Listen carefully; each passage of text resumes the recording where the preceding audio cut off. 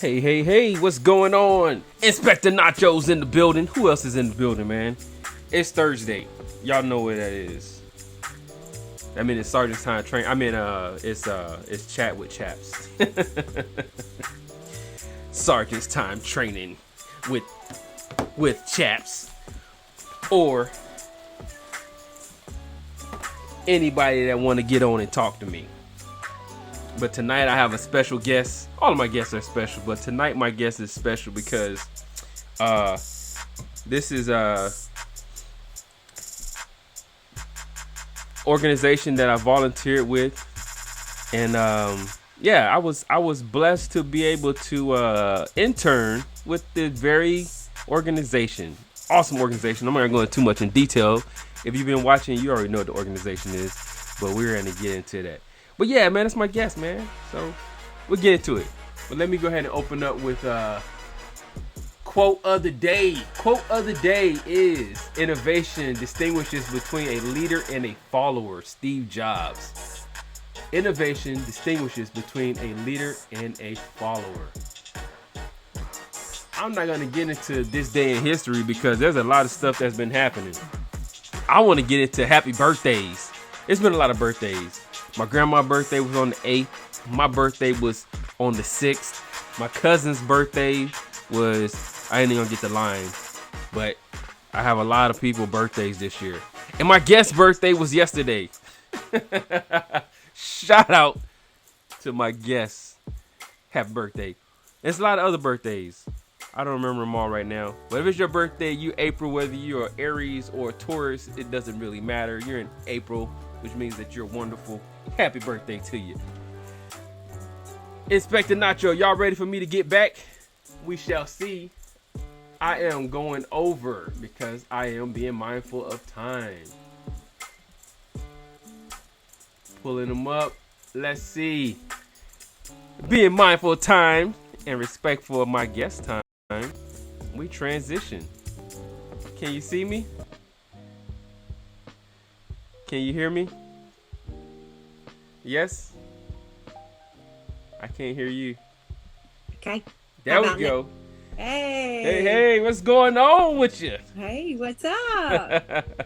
Not much. I thought Murphy came in and got us for a second there. No, he didn't get us. Happy birthday to you, Pastor Kellie. Hey, thank you. So what did you do? How did you celebrate? Oh. I'm going to go ahead and go into the humble boast and brags, and then you could just add on. Happy birthday. Congratulations again on the brand new grandbaby. Well, thank you very much. Thank you. Yes, I had a great birthday yesterday. You know, I kept my calendar pretty full. Had Bible study, had work and all that stuff, but ended the night with dinner with the family. It was a great time. That's awesome. How's the grandbaby, getting big? Yeah. You know, he's it's the first grand boy. Grandson. So, and we're kind of a girl family. We're heavy with girls. So, the chances that he's going to be really spoiled are really high. Really high. So, I try to hog him up every time I see him, and so he's awesome. That's awesome. We're looking forward to it. I say that April's the best month. I'm biased. Yeah. That's right. I agree. Look, my grandbaby's gonna be born in April too, so I'm gonna stay biased. Yeah, and you're having a boy as well, right? A boy too. That's right. Look, hey, it's good stuff. It is. All right, Pastor. I try to be mindful of time, but I do go down rabbit holes, so we'll try to stay focused. Okay. All right. It's okay. So we kick it off. Who are you? Where are you from? And what do you do? Yeah. So my name is Kellie Cardona. I'm from right here, the great city of Augusta, Georgia. Augusta. Yeah, I've lived here most of my life, moved away a few times, but I am the director of the Augusta Dream Center, which is a local nonprofit organization here that essentially we serve people that are either homeless or under-resourced. Okay. So Augusta Dream Center. Shout out to the Dream Center, man. That's right. Yeah, look, we're gonna get into getting some more interns and volunteers out there. That's right. Okay, so what is your history with the nonprofit organization, and does it have the history to have ties with the church?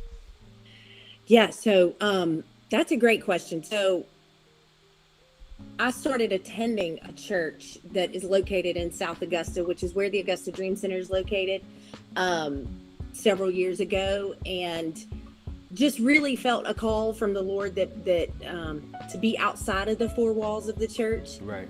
I love the local church, though. I mean, I am a number one fan. I love the local church, but I just, the Lord uses us and our experiences and everything that He's placed inside of us, and we all have specific purposes and all those kinds of things. And so I really felt a pull to get outside of the church and reach the community.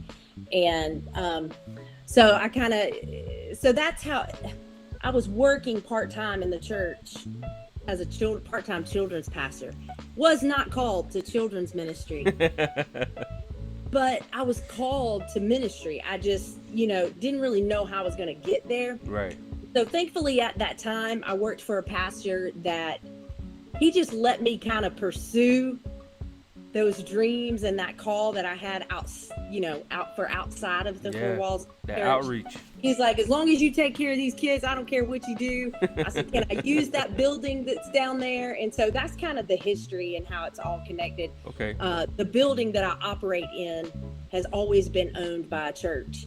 And it just so happened, when I kind of started all that stuff, I worked for the church and just said, hey, can I use this building? And he agreed. He said, but you got to keep teaching these kids, I'm not going to. So that's kind of how that's intertwined. Okay. So children's ministry, that's awesome. We got the Jewel Junkie in the house. She said, what's poppin', Papa Gift and guest? Jewel Junkie, that's the boss. Shout out to Jewel Junkie, my sponsor, where they add style to your smile. $5 at a time. Hurry up and get back. All right. That was to the Jewel Junkie. Okay. So pros and cons of your time with the nonprofit. Yeah. Well, for me personally, there's just so many pros. Nonprofit work is all about serving people. We don't have a product that we're selling. Right. And there's just really no greater call. It's, I'm working every day in human issues, Mm-hmm. and I love it. I thrive. I feel like I am completely walking in what I'm called to do. So I could go on and on and on about the pros and just how important nonprofit organization and these types of ministries are. I feel more like we're called to help take care of our people versus not necessarily the government and things like that. Right. Absolutely. And so, I feel strongly about that. And so I have a lot of pros. As for the con, really the only thing that I can come up with is, when I felt this call to start a nonprofit, it was like the Lord just said, go, and as a believer, I feel like God often gives us guidance, but it's like so vague, right? But He didn't say go when you get the building, Kelly, or right. when you figure out how you're going to get the money to pay the light bill or where you're going to get the food from. He just said go. Yeah. Right. And I was pretty naive and I was like, okay, I'll go. Okay. I got a space, I'll just go. And I think he knew I was a bit naive, and that kind of worked in some ways because I didn't get tripped up on all the logistics. Yeah. But then once I got in there, I was like, oh, where am I going to get the money? So, for profit versus not for profit. In a for profit, you've got a product that you're selling, right? And so, you can look at gross profit margins, and you can look at all these financial reports, and you could try to figure out, and forecast for the future and things like that. But there's very much a business side to nonprofit. And I would say the con for me is like, I never thought in the beginning when God was telling me to go that I was also going to have to end up raising money like every day, right? I got to figure out how to get this organization funded. Right. And I was just answering the call in my heart, and I didn't realize that I was really going to be, in some ways, a glorified fundraiser every day. I was going to have to grow some gumption, and I was going to have to ask people for money. Right. And so just learning how to, and it's not necessarily a con, I would just say it's been a challenge, or is one of my greatest challenges, is trying to figure out how do you sell the mission and help people understand that this work matters, and encourage people to partner with us financially. Yeah, that's awesome. The Lady L, aka my mama, says, "Hi, Kelly." Hey, Linda. Jewel Junkie says, "I love it. Not relying on the government to serve the people. Absolutely, that's what we're supposed to be doing." So just dropping a pin right there. We spin our wheels on this, on some of your pros and cons. What would you words of encouragement for people who are looking for the opportunity to get into the community? How can they be a part of the partnering with the Dream Center?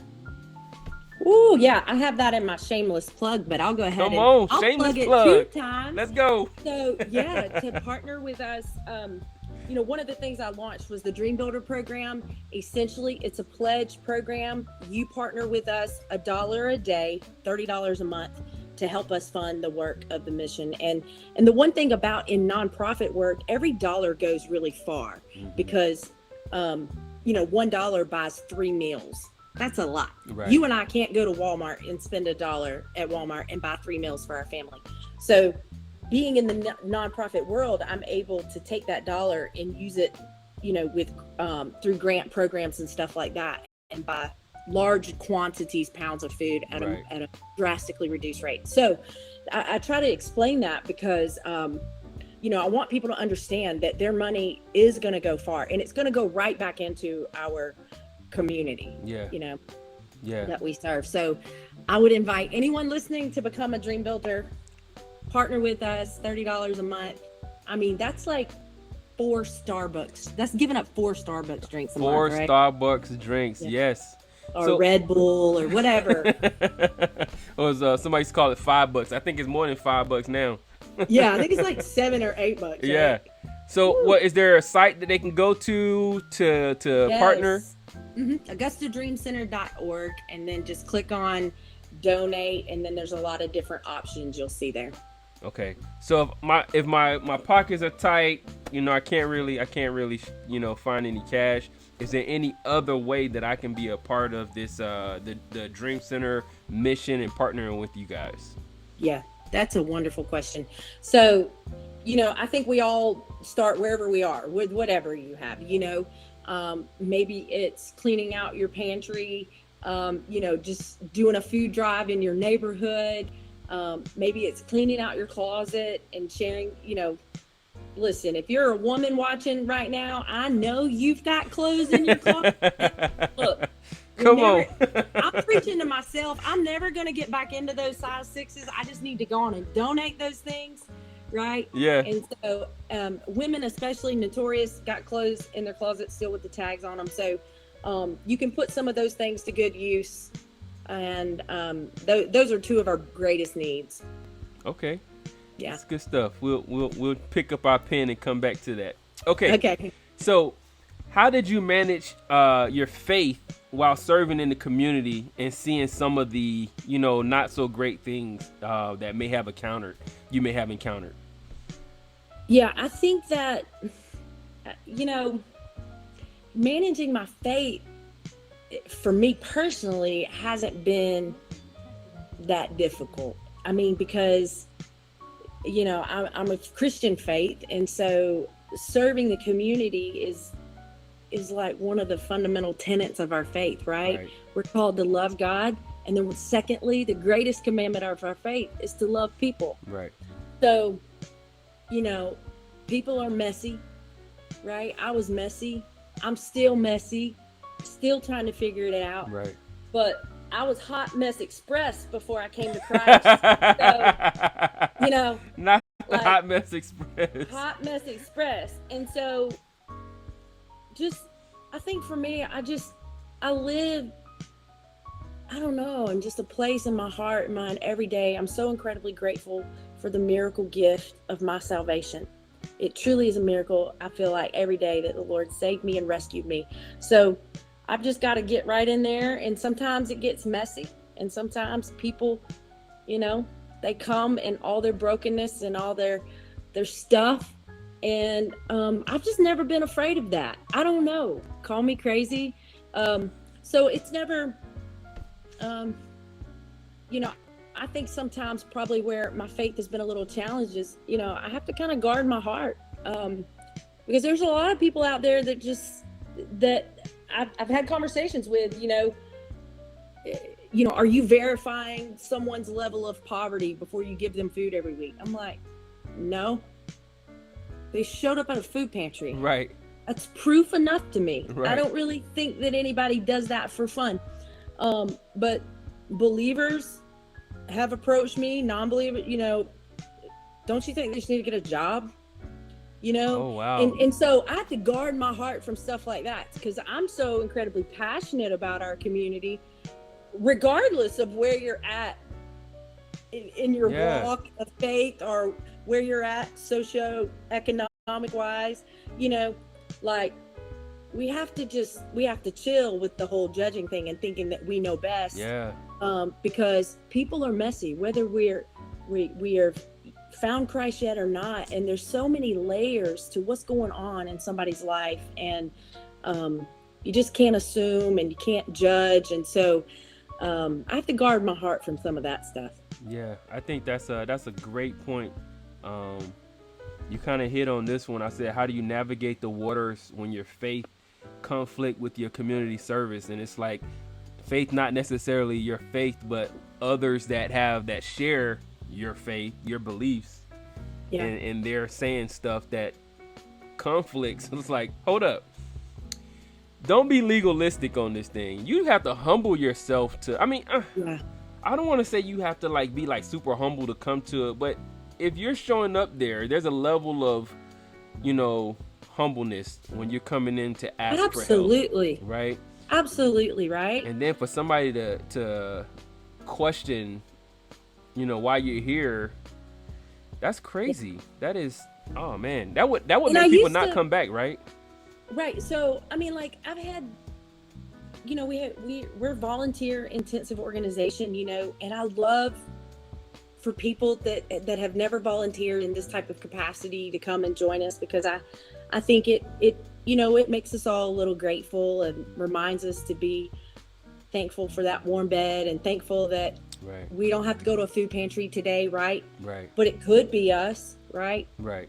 We could go through something that would cost us and cause us to be in that situation. But at the same time, sometimes I've had experience with volunteers, and they're like, that I just put groceries in a Lexus, and I have to go, hey, that's probably not their car. Right. Or maybe they lost their job and they're parking that Lexus in somebody else's garage to keep it from getting repoed, you know? Exactly. You just don't know, and so we just can't assume, and so we have to just guard our hearts and just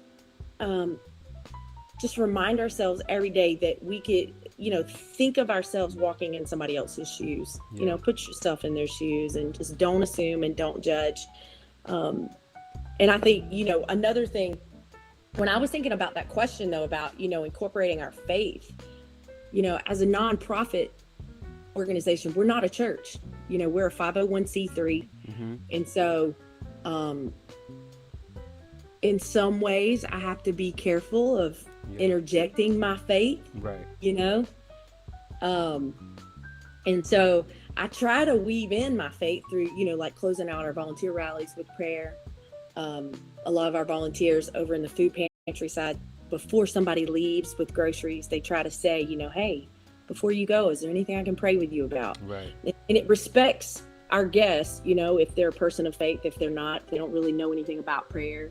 It's cool. We don't force that on anyone. Right. But a bulk of us as believers, we know what that power of prayer can do. And so we try to incorporate the faith and keep our hearts guarded all at the same time. Absolutely. Jewel Junkie says, I'm loving this. Definitely could always be us. Absolutely. And Lady L says, Mom says, yes, ma'am. That's good. I love it. I'm so glad that Jill is on and Linda's on. It's probably more that everybody don't always talk at the same time. So shout out to everybody that's watching, and appreciate you guys spending some time with us. So I'm a volunteer. I'm wanting to come in and help out with the Augusta Dream Center. I've seen some great things. What areas might I find myself working in? So we have a food pantry. So it could be, packing bags. It could be taking groceries out to someone's car. It could be setting up tables and chairs.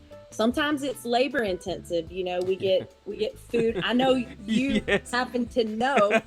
Yes, ma'am. You have tasted and seen over the last few weeks. I have tasted and seen. Woo, the Lord is good. Yes, yes. But, those shipment days when we have thousands of pounds of food to unload, it's kind of like working in a grocery store. We got to stock the shelves. And so volunteers can participate in all of that. It just depends on what day that a volunteer comes. We also have a clothing closet that, we have lots of donations that have to be sorted and organized.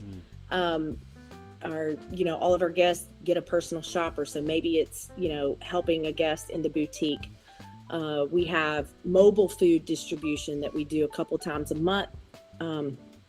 So we load up the trucks and we take items to other neighborhoods. Mm-hmm. So just, you might get your clothes dirty, but not always.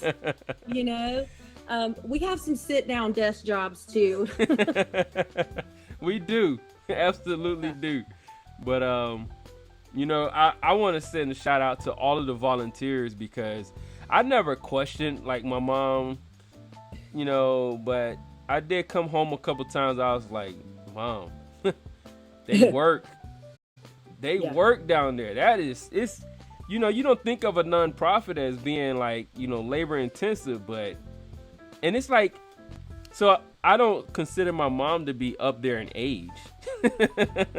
She's a young woman. She is. But we do have other young people that work there, Yeah. Some other young people. Right. They're not as young as my mom, but they're young too. And they be out there getting it. I mean, like, I won't say any names, but we just have some people who are senior citizens, and they come out faithfully, and they're doing their thing. And just shout out to all of the Dream Center volunteers and workers, and you guys are awesome. They really are. I mean, I'm glad you bring that up, because volunteering, whether you're a teenager, whether you're 75, I always say, as long as there's breath in our body, right, we have purpose, and there's something that we can be doing and that God has for us to be doing. But I agree with you. Some of our seniors who are retired, who come and serve, they can work circles around me and you. Yeah. Be getting it, right? Yes. I'm just like, whoo, it's so impressive. And I thank the Lord, and I can never thank our volunteers enough. But when I pray, I thank the Lord all the time. I feel like we've been so blessed with an incredible group of volunteers. Yeah. I mean, not one time have we ever opened the doors where we've been like, okay, we're just going to have to close because we don't have anybody here to do the work. And that's a blessing. Yeah. Mom says, you got to love what you do. Serving is what we do. Absolutely. That's right. Absolutely. Okay. So we're getting back into it. What book has had the greatest impact on your understanding and your leadership? Woo! Okay. So two classics that, I've read a couple of times with various staffs and different groups. Maxwell's Developing the Leader Within You. Okay. Such a great book, easy read, and it's just so practical. I think, Maxwell is very well known, but he really gives us practical application for leadership skills and just really breaks down what leadership is. But another book that I just finished up for the second time, because it's deep, is Stephen Covey's 7 Habits of Highly Effective People. Yeah, I have that one. I haven't read it yet. Oh, shame. we just finished it. This week was our last habit. I just took our core team through it at the Dream Center. Okay. And all of the 7 habits are so incredible. If I had to pick a favorite one, it is the very last one. It's called Sharpen the Saw, and it's all about, essentially in a nutshell, when the leader gets better, everybody gets better. Right. And that's whether you're just, if you're a stay-at-home mom, you're a leader, because a leader has influence, right? And so no matter what you do, vocationally, stay-at-home mom, whatever, maybe you're retired, whatever, you are a leader. And Sharpen the Saw is all about your spirituality, your mental wellness, your physical wellness, taking care of your nutrition, your physical health, and all those things. And just the 4 different dimensions of self, and doing the work to become more self-aware, get better, because when the leader gets better, everybody, your wife's going to get better. When you get better, your wife's going to get better. Your kids are going to be, everything gets better at home. Everything gets better at work. And so I really value that book a lot. So that's good. I would say it's so deep though. Stephen Covey, he goes so deep. I highly recommend getting it on Audible version as well, and kind of like listening to it and reading it at the same time. They have it on Audible? Yes. Okay. And so say the name of those 2 books again.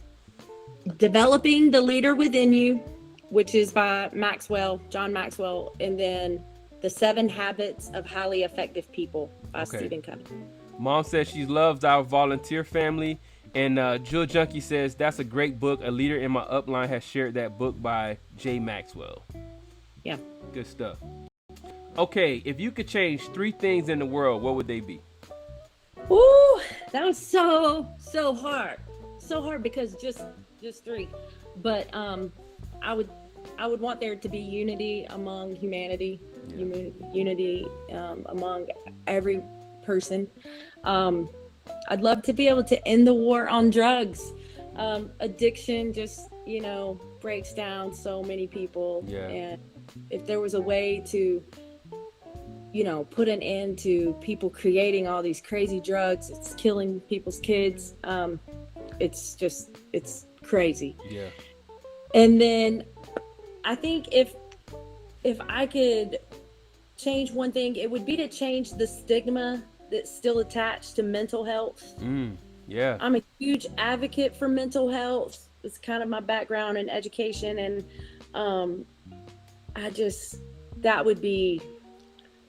those would be some things I'd like to change. We even on the military side, we really working on getting rid of that stigma for mental health, because going back to the leaders, right? If your leaders are not doing well because of mental health issues, the rest of the team not going to be as effective, right? Because they're only following. You're only as strong as your weakest link. And if your weakest link is your leader, you're never going to get there. Well, I won't say never. No absolutes, right? Right. It's going to be hard. It's just, it's kind of like, how your insurance company will send you a notice like, it's time for your well check, physical, at your primary care doctor, right? They want you to go get your primary well checkups and stuff. Right. It's like, I would love to see that happen. I'd love to get the letter from the insurance company that says, it's time for your checkup with your counselor, Yeah. just to check in, because so often we wait until there's a crisis, and then when we get into the crisis, it's too late. It's so overwhelming, as an individual. We don't tell anybody about it because the stigma's there. It's this, we think we're weak and all that kind of stuff. Wow. But if we have high blood pressure, we'll tell somebody about that. That's normal. It runs in the family. Hey. It's just, but I just think that, generations ago, if a woman was having postpartum problems, she just got dropped off at a crazy ward, right? That's how we treated mental health. I mean, anybody could just, it's crazy to think that a husband could just go drop their wife off at a crazy hospital. That's crazy. You see it in the movies. That's how it used to be. Yeah, that's true. Back in the day. And so, getting far enough removed from that, getting more education into people's hands, and yeah. Oh, that's good. Okay, so we got permission to go through time. Okay. So, if you could have a conversation with anyone in history, who would you pick to hold that conversation with, and why? Okay. Biblically, I love to meet up with Paul. Paul? Oh, yeah. Saul Paul. Which one? Saul Paul. Which one? Saul Paul. Before or after the conversion? After the conversion. After the conversion. After the conversion. Okay. Because I can identify and relate to the heathen before the conversion. I wasn't killing Christians, but I understand. He was slaying them. Yeah, I understand. And then he's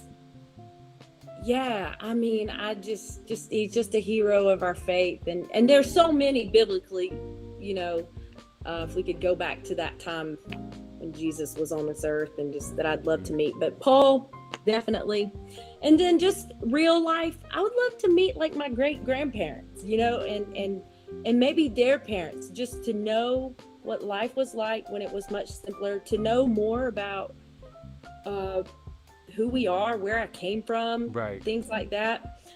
In my lifetime, our family is kind of not displaced, but we were just really spread out, a little disconnected, and different things like that. So it'd be neat to just learn. Yeah, I like that. I did some volunteer work with a organization that was big on genealogy. And I think we did I did like color guard and some work for them, and they were like really pushing us to interview. It doesn't matter. Look, I'm gonna say this. It does not matter how far back you can go interview those people. Now we have these high-speed devices where we can audio record and we can video record. So what they say do is get these questions and talk to that oldest person in your family and ask them questions. What was it like? When did you grow up? Where did you grow up? What was it like? What did you do as a kid? And you have these questions, and then what happens is you might not be able to go back that far, but at least you started the trend. You start the trend. That's so good. Yes, you started. So when your kids, they look back, not only can they see the writing if you write, but they get to hear you and see you, your expressions and everything. So I really appreciate that. Yeah. I love that. We're actually having a family reunion on my mom's side of the family in the fall. And in my lifetime, I'm sure there's been one, but I don't remember it. Yeah. And so it's exciting that we're going to have that. I've got cousins that are coming that have never met like great aunts and uncles and things like that. So, right. And met other cousins. And so it'll be interesting. So this is good. I'm going to have to remember this and find the young, wise people there. Right. The youngest, wisest person that you can find. That's right. Look, if I can find the questions, I'll shoot them out to you, so you can pick from ones that you want. Okay, servant leadership. What is it, and why is it important? Servant leadership. Servant leadership, and just Kellie's terms is people focused. It's people focused leadership. Regardless if you're the CEO of a bank, you're honoring God by honoring your people. You honor people, you take care of people. And for us as Christians, it's important because, again, it circles back to the foundation of our faith. I mean, we love God, and secondly, we love people. And there's no better way, in my opinion, to really love God or just express our love to Him by loving people, right? And serving them. So wherever you are on the org chart, I think you can be a servant leader, and I think it's important. Jewel Junkie says, people focused. Amen. All right. So, is faith important in leadership? For me, yes. I can't do anything apart from God, And so, like, literally, if you think about it, we don't wake up in the morning, right? Unless God says so. That heart's got to beat. When I launched the Dream Center and a nonprofit, I didn't know that I was going to start a nonprofit and it was going to grow and all those. I didn't know about financial reports and all those kinds of things. And there have been so many times I lean into my faith. I'm like, God, you've called me to this, so I'm asking you to equip me. And time and time again, He has. But our faith is what guides us and keeps us grounded and checks our ego and keeps our heart in line. Yeah. Hopefully. Oh, we got Aunt Priscilla in the house. Nephew Tay, yes. Okay, finish this sentence. The most effective leaders. Whoa, that is such a good question. I love that question. The most effective leaders are self-aware. They know their blind spots.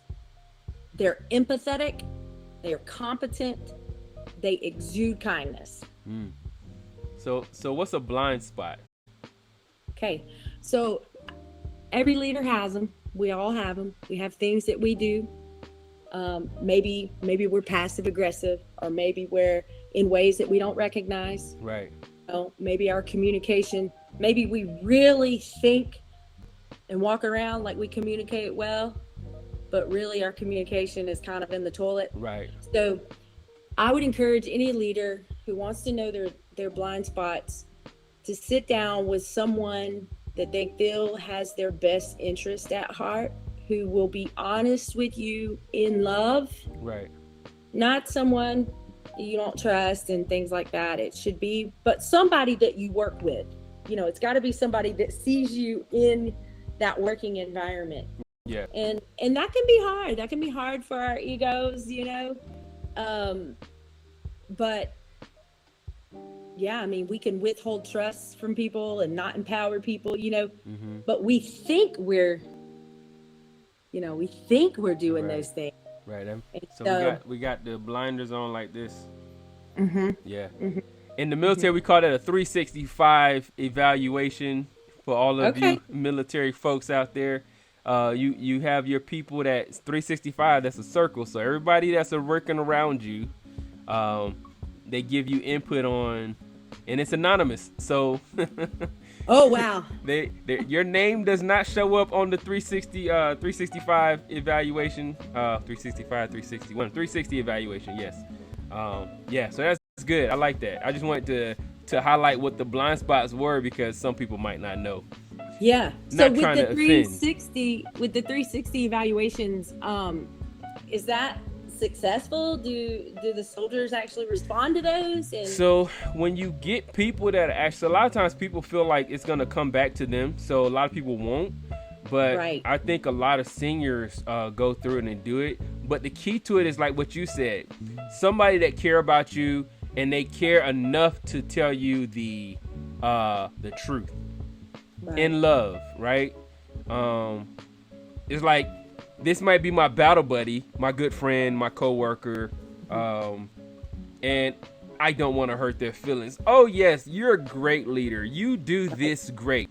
Not, you are not so great at this. You can give constructive criticism without being without flogging them. Right. Yeah. I just think, it's kind of hard for leaders sometimes. I would say that, because we carry a lot of pressure, we're under a lot of weight, and most leaders really want to do a good job. I would say most people are good, right? And so there's a lot of emotion tied to that, but not too many of us run to sign up for constructive criticism.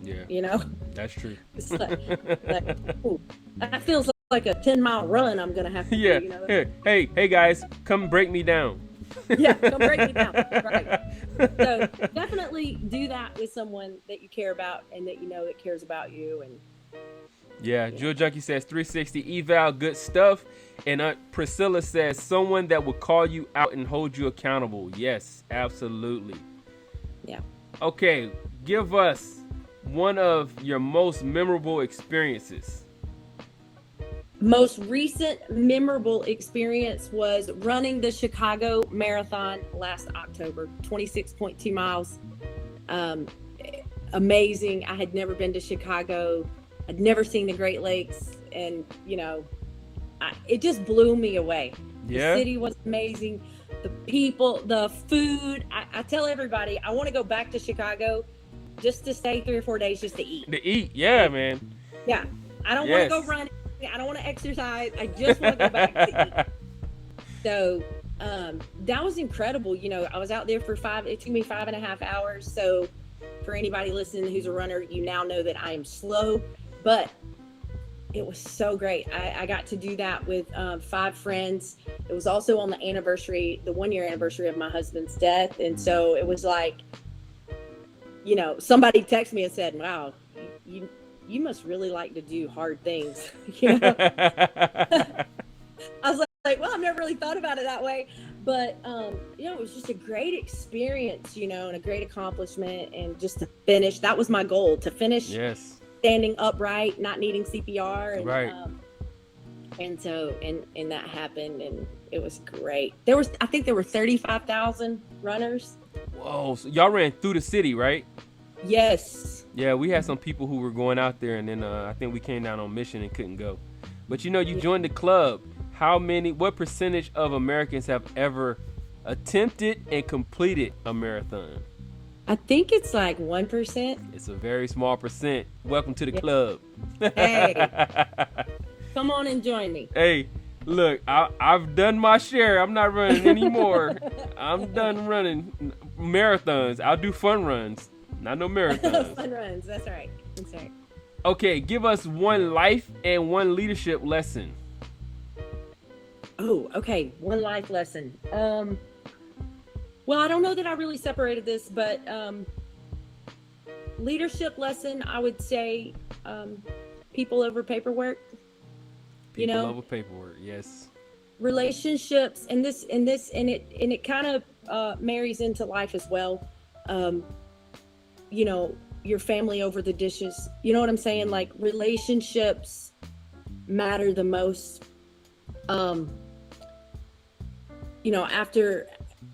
After losing my husband on a personal level, after losing him, I spent a lot of time wishing I could go back to all those moments where I made minor things major. Yeah. That's what we do in our marriages, right? Or with our kids, we complain because they don't put their clothes in the basket, yada, yada, yada. Right. But, life is short. And so in life, I've learned that, my husband passed at 47 years of age. And so the whole verse of scripture that says that life is just a vapor, it's just a mist. 47 years in one view sounds like an eternity. Yeah. But no, it's so fast, right? And so we're not promised tomorrow. So you've got one shot today, like you've got the day and the moment that you're in, because we're not promised tomorrow. So I would just say people, relationships over everything else. If we could keep that major the major, right, and that be our focus, I think everything else will fall into place. Yeah, that's good. Priscilla says, tell you the truth even when it doesn't feel good. That was back on the She's still bringing me constructive criticism. So Aunt it's P, good. we done moved on. Aunt P, we have moved on. All right, that was a really good leadership and life lesson. That was for me. On top of whoever else out there. All right. So if you could have one superpower, what would it be and why? Oh man. Okay. Oh, I struggle with this one because they're just so many things. So many things. Part of it is to see into the future, Okay. That'd be Professor pretty, X. yeah, that'd be pretty cool. Some of it is, to fly, like just to zoom around like Superman, Yeah. Yeah, I don't really know, Yeah. Okay. Well, that's two good ones. Yeah. What about you? So I'm a thinker, and so I broke down all of the cool ones that I really thought about doing, and the reasons behind I would think about doing them. Flying was one of them, and then speed was the other. But just because I can fly or I have speed doesn't mean that I'm indestructible. And me, knowing me, I would run into something or fly into something, so that means I would die. So I said I would teleport because Okay. I'm trying to get somewhere fast. And so if I wanted to go back to Chicago and get food, I'm there. Yeah. Yeah. So teleportation it is. Teleportation. Okay. Priscilla like says she would get the power to heal. Yes. Oh, and that's why she is the holy one. That's right. Hey, look. Oh, Wolverine, he can heal. Yeah. He's not very holy. That's very true. That's very true. The power to heal. That's a good one. Yes, that is a good one. That is a good one. All right, tell us. I think you said this, but give us your leadership philosophy. Okay.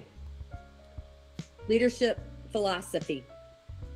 Character always precedes leadership.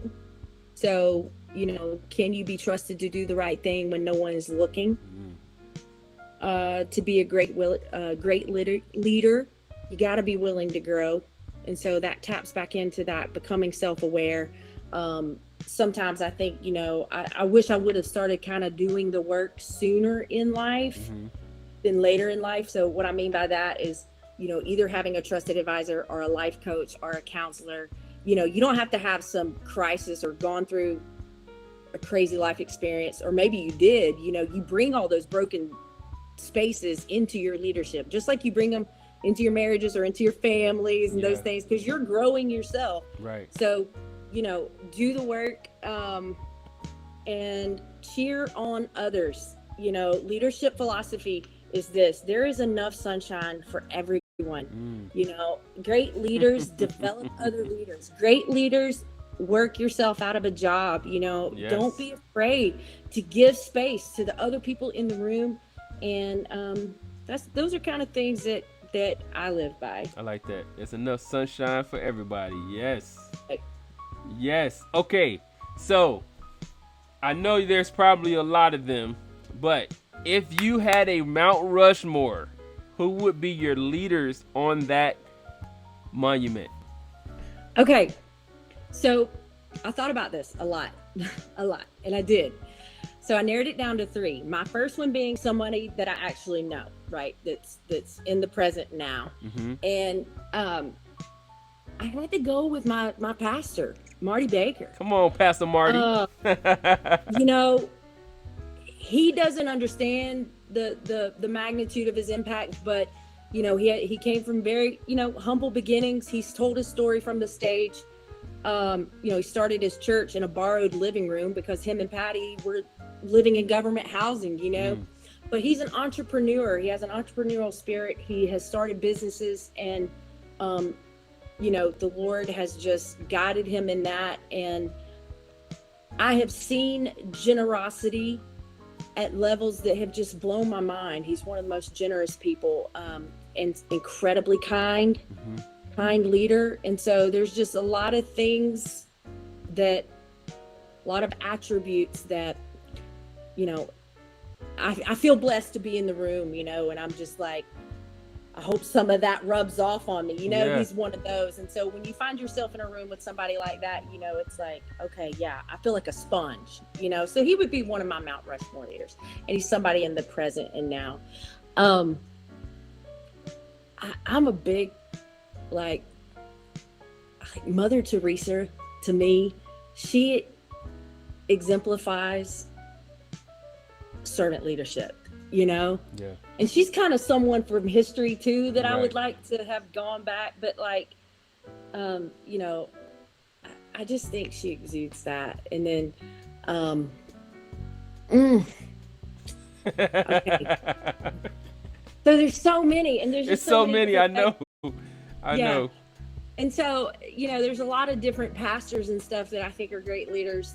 I think one of our greatest civil rights leaders was Martin Luther King Jr. I think, I think the thing that I've taken away from him, but I think he's a Mount Rushmore leader because of his passion. His passion is contagious. Never met the man, never will have a chance, right?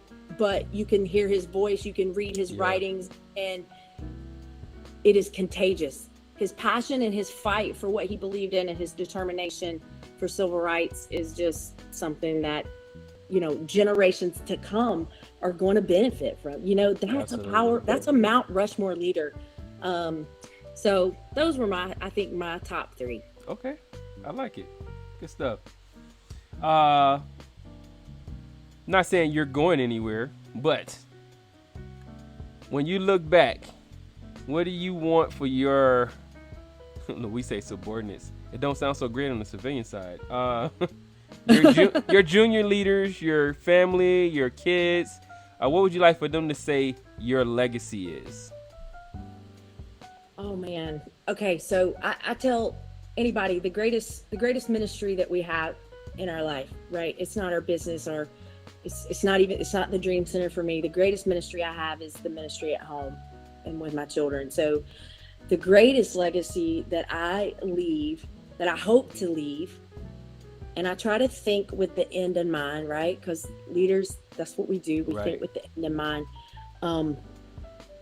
I hope that I leave them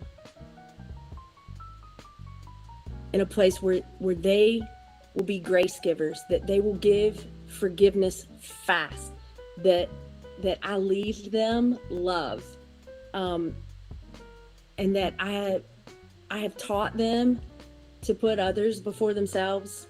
I hope that I have taught them generosity, and that's the greatest thing. I pray that I teach them to fight for family and relationships, because you can have all the money in the world, you can have all the homes, you can have all the things, but if you don't have each other, you have nothing. Right. You have nothing.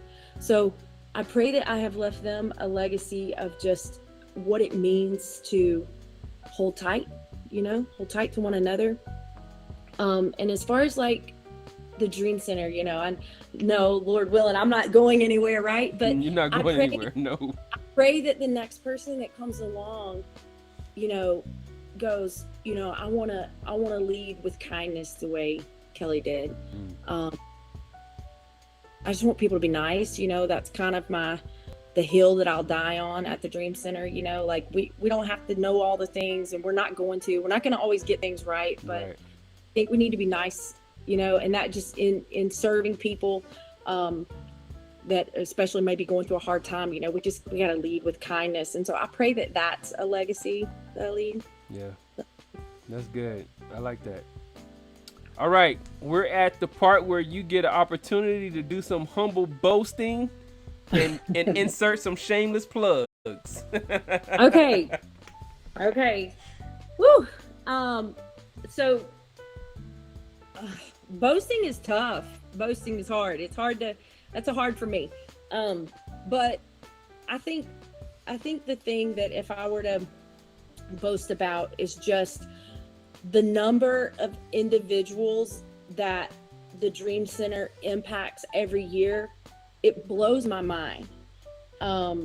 It's been over 20,000 people. That's through we might have one family member that comes in and gets groceries for their families, but they have 10 people living in their home, right? And so through all of our programs, through all of those serve initiatives, through Cinderella Day and the backpack giveaway and 1,000 kids at Christmas time that we, provided Christmas for and their families, it all adds up. And it just blows my mind that the Dream Center has impacted just over 20,000 individuals last year. I'm like, I don't wave that banner a lot because, it's like, it's not about the numbers, because the truth of the matter is I'd do it for one, right? If one person shows up, we're going to serve that one with everything that we got. So, I have a hard time putting things like that out on social media and all that, because you don't want to be perceived, because it's not about the numbers, No, but it's good to be aware that you're what we say, the maximum effective rate and effectiveness. Where has the Dream Center's hands and arms reached? And that's it's good to know, so that's awesome. And just think, for me personally, because of going back to when I first started this, I just started with a group of teenagers, just wanted to give them a place to have something to do during the summer to keep them out of trouble, and so to see how it's grown and to see the number of people, not even just the people we've served, but the number of volunteers that have come along and partnered with us. And Priscilla can vouch for just having organizations like Augusta University come and their staff, we're a location for their annual serve day, and just so many different businesses, organizations have rallied around us, and it blows my mind. I'm like, Lord, you just told me to go, and now there's like all this is happening. It's you take the step, and he'll make the next step towards you, right? That's right. That's awesome. So, any more shameless plugs or? Yeah, I mean, my shameless plug is just, I would love for our listeners to go to our website, augustadreamcenter.org, and learn more about our programs. There's all kinds of information there about how you can volunteer, things that we need as far as donations. And obviously we want you to become a dream builder, right? That's right. Partner with us so that we have big dreams for the future, foster care intervention programs, youth sports program, and youth sports. And so it takes money to do that, right? And so that's my shameless plug. Become a dream builder. Okay, so youth sports, dream builder. Go in and do that, you guys. That's right. So the sports, you guys got a camp coming up, right? We do. We have a basketball camp June 13th. So it's 7 to 10 year olds and 11 to 14. We got a great coach, John Harris. He's kind of big in the whole AU ball. He's great local guy, but he's now based out of Charleston. And so he's coming into town to coach, and it's life skills and drills. So not only are your kids, yes. Not only are they going to sharpen their drills on the court, but every day they're going to get a devotion, and they're going to have some life skills. And then we've got John's got some local heroes coming in, going to speak some life into the kids, and so it's just $60, man. This is crazy cheap, $60 per kid. And so you can sign up for that at augustadreamcenter.org. Awesome. And we also have a 5K coming up too, right? Yeah, 5K in September. So great, support a great cause. Again, you can sign up, get all the information on the website. Yes. So, you ready for this lightning round? Okay, I'm going to try. All right. Everybody that don't know this your first time, what happens is I ask the questions, Pastor Kellie answers, but you guys also type your answers in, and we see if any of your answers match up. Are you ready? Okay. Okay, starting now. What are your 3 most played songs? 3 most played songs? Okay, Worthy of It All, Believe for It. Oh, and I'm a huge Maverick City fan, so I listen to all their songs. So Oh, I don't know. Probably top plate song Gyra. Gyra? Oh, yeah. I was just listening to that. What's your go-to for inspiration? Go-to for inspiration, I listen to some of the great preachers. I'm a T.D. Jakes fan. I'm a Jensen Franklin fan. I love some Tommy Barnett. So I'll jump on some of their pages and just watch their stuff. Yeah. Awesome. What's your favorite pastime? Fishing with my dad. Oh, good stuff. Fishing Shout out to Pops, man. That's what's up. Shout out to Pops. What's your favorite food? My favorite food is anything with a tortilla. Okay? It can be, fajitas. It can be a taco. Yeah, I love Mexican food. Okay. What's your favorite artist? Maverick City right now. Maverick trendy. City. Okay. Yeah. Favorite player? Any sport? Okay, so what kind of player? Any sport. Oh gosh, I knew you were gonna ask. See, I don't know a lot of their names right now. Can we just jump to favorite teams? What's your favorite team? Okay, Dallas Cowboys and Georgia Bulldogs. Okay, you made up one of them. Okay. How I'm dropping a pin. Lightning round. Pause. How are you from Georgia and you a Cowboys fan? How does this happen? So half my family lives in Texas. Okay. So that's kind of how my husband was from there, and so we just Cowboys fans. That makes sense. Cowboys that's America's team. It's America's team. They did. And the Falcons just let us down every year. So so did the Cowboys lately. But yes. Okay, I'm gonna pick my pen up. You had a good answer. Okay, what's your favorite cartoon? Okay, so right now, because I have a granddaughter, we're really into Coco Melon, okay? It's a terrible cartoon. It's terrible. Back in the day, I was in the Smurfs and Tom and Jerry. Okay. Oh, Tom and Jerry. Kind of dating myself there a little bit. No. They recycle every now and then. Yeah. All right, Marvel or DC? Okay, so see, I'm be really disappointing my son right now because I don't really know the difference. Just say what you like. Which one you like a movie. Okay, I like the Avengers. That's the Marvel. Okay, so I'm a Marvel. Marvel. There you go. Okay. Marvel. That's a great choice. However, if you're a comic book head, it doesn't matter. I like both. But my favorite ones are on Marvel, so yeah. Okay. So you might as well just say Marvel. Marvel, yes. All right, favorite vacation spot?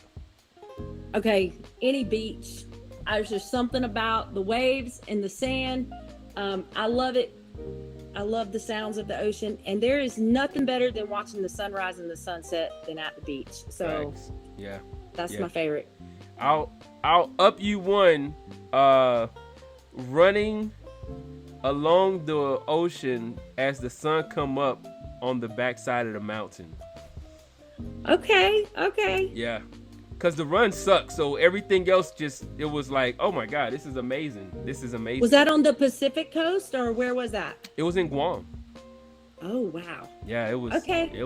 That was the one time I could say it really took my breath away, and that was it. And I was in the middle of a very long run. So, well, that's amazing. Yeah, that is amazing. So everything you said was great, but when you could put it all together, oh my god, yeah. it's just it's a testament to the creator. Yeah, for sure. Absolutely. Getting into my apologetics, we won't. So you made it to the end. Hey, it's been fun. It's been very fun, and I think we went over a little bit, but it's okay. I go down those rabbit holes. It's okay. So thank you so much. Thanks for having me. This was fun. I enjoyed it so much. You're welcome. Thank you, not just for being my guest, but also for giving me the opportunity to intern with the Dream Center. Yes. It's been so great having you. It's been great being here. And again, eye-opener. Yeah. Eye-opener. You work, but it's one of those things where it's like you really feel the It's so rewarding. It is rewarding. It's very rewarding. I think that's what brings us back every day. You know? Absolutely. So I'll definitely be back. But today's my last day looking like a civilian for a while. Hey. So on that, thank you again, and I will be talking with you. Okay. All right. Thanks. Good night. Good night. All right, y'all. Hey, thank you all for hanging out with us and joining us, partaking in the conversation on Thursday night. Chat with Chaps. I know we didn't have a chaplain, but we had Pastor Kellie, director of the Augusta Dream Center. Again, you guys get a chance to go out there, go to the website, check it out. We could always use the volunteers. Like I said, it's rough, and you go out there, you young, you scrappy. You're going to see some older people out there, and they're going to run laps around you, man, but they getting it, and I encourage you to go out there and challenge them to see if you can do as much as they do, giving back to the community. So, thank you, Aunt Penny, Aunt Priscilla, Mama, the Jewel Junkie. Thank you, Jewel Junkie. And shout out to my grandbaby and my daughter, who's holding my grandbaby, who will be here soon. Shout out to you. Looking forward to Peanut or Charlie Brown or Snoopy. I don't know what we're gonna call them. We don't have a name yet. Put some name ideas down here in the chat box in the nephew Tay hearts. Look, I'm gonna tell y'all, Jewel Junkie, the wife, the boss. She dropped this the baby thing in front of me and started putting it together, and I think it was a trick because with my bum leg, I get up to start helping. These things it's like a transformer, man. This thing it's pretty awesome. Looking forward to it. So anyway, love you guys. It was awesome. And I look forward to hearing from and seeing you guys soon. When next time y'all see me, I'll be looking more soldier, military-ish for at least 2 weeks. Then I get my DD 214. Back to work I go. On that, that's the show. Love y'all.